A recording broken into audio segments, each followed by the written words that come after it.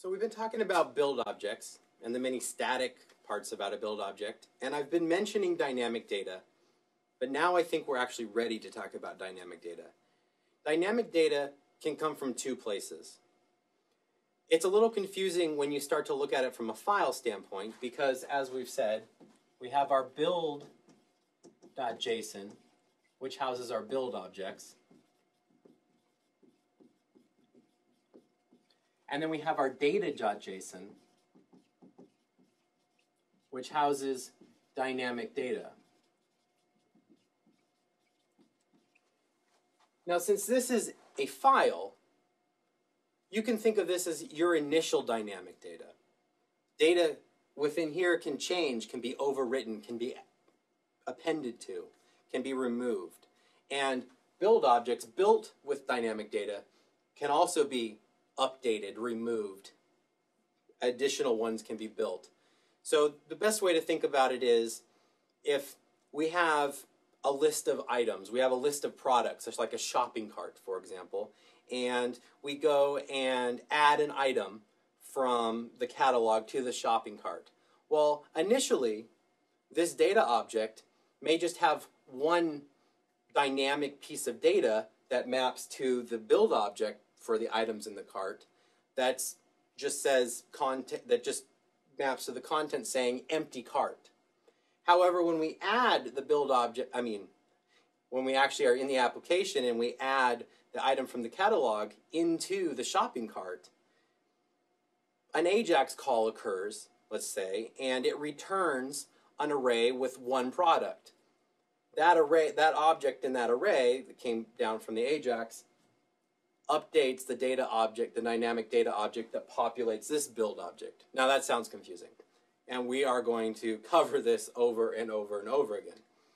But it's important to understand that data.json just represents an initial set of dynamic data, and build.json represents the templated build structures that this can populate.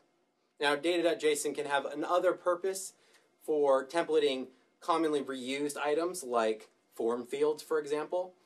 But right now what I want to focus on is just integrating dynamic data into the build object. So as we said earlier, a build object has a name. So the one we've been using is input bin. And this build object is a div, which by default is a div. And then it had, and there was just one of them, and oops, we don't need to specify quantity because there's just one, but we do need to specify attributes because we had said that there was an ID.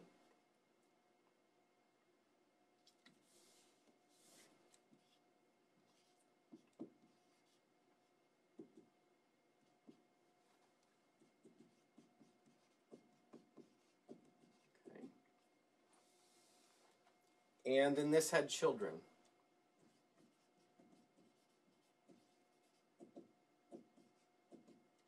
Which was input 1 and label 1. All right. I know we've seen this over and over again, but it's important to review. So if I wanted to populate this with dynamic data, instead of writing input bin in here, I wanted to populate it with something that was created on the fly, somehow created in the JavaScript. It was input in a text field. It came down from a server. I would need to create a dynamic data object that maps to input bin.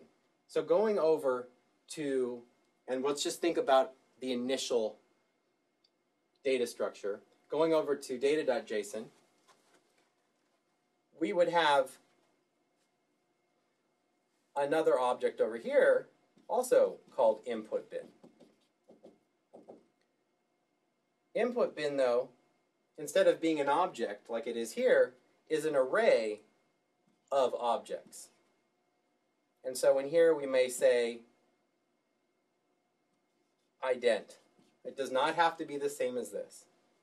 And ident has a value of field bin.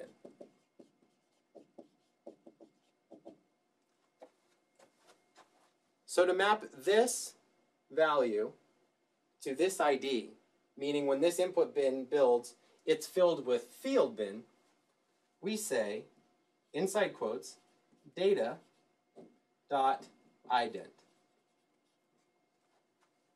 This will build field bin. We'll take field bin and populate it inside here every time this input bin is built. Now, I've been talking about dynamic quantities, and this is a really easy spot to further that discussion.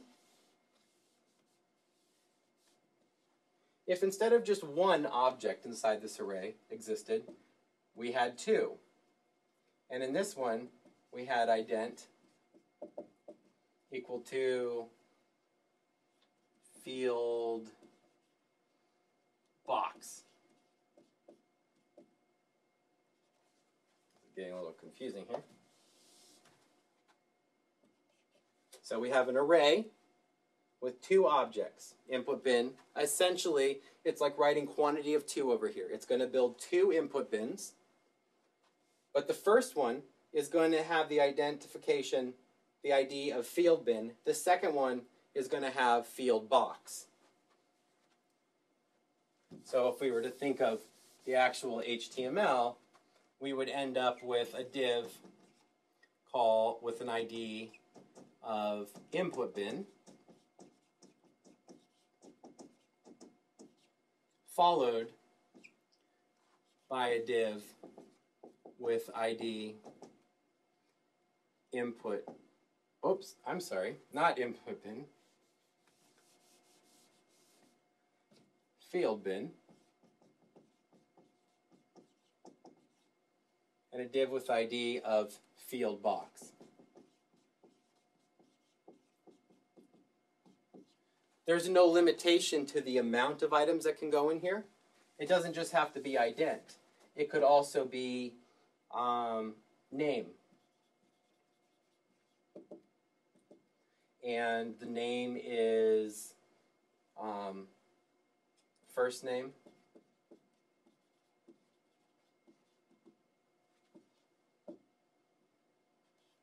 And our second object,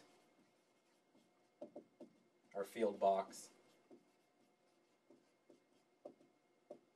we have a name of last name.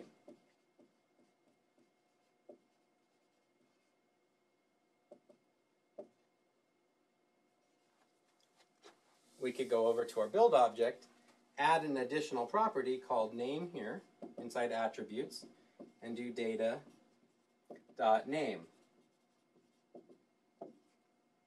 Now I want to stress that what the property name used here does not relate to this. It relates to this. These have to be the same to map.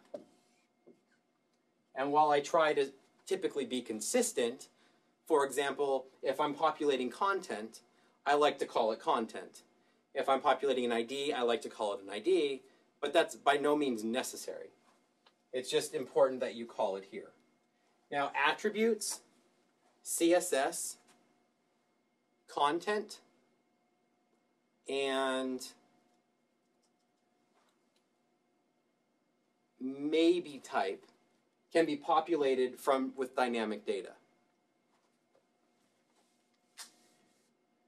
Now, this is cool, but where it gets cooler is with the children. And for children, I'm going to switch over to the computer,